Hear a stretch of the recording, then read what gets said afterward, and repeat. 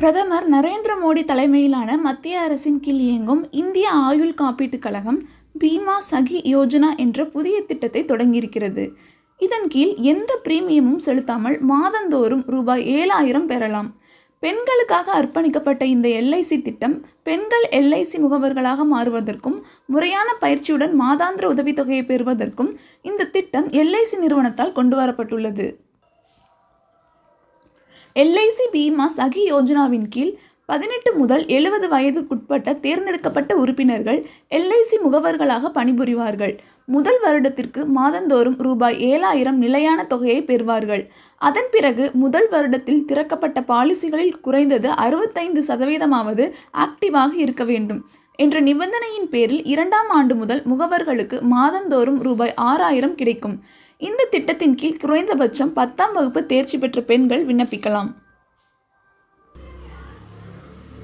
இந்த திட்டத்தின் கீழ் தேர்ந்தெடுக்கப்பட்ட பெண்கள் முதல் 3 ஆண்டுகளுக்கு சிறப்பு பயிற்சி மற்றும் மாதாந்திர உதவித்தொகையை பெறுகிறார்கள். இது LIC முகவர்களாக ஒரு தொழிலை உருவாக்க உதவுகிறது. IANS அறிக்கையின்படி இந்த திட்டம் பெண்களை அவர்களின் சமூகங்களில் ஆயுள் காப்பீட்டு தயாரிப்புகளை திறம்பட ஊக்குவிக்க தேவையான அறிவு மற்றும் திறன்களை வளர்க்கும் வகையில் வடிவமைக்கப்பட்டுள்ளதாம். குறிப்பாக பீமா சகி திட்டத்தின் முக்கிய குறிக்கோள்களில் ஒன்று பெண்களை பொருளாதார ரீதியாக மேம்படுத்தவும் அவர்களுக்கு வேலை வாய்ப்புகளை உருவாக்கவும் வேண்டும் என்பதுதான்.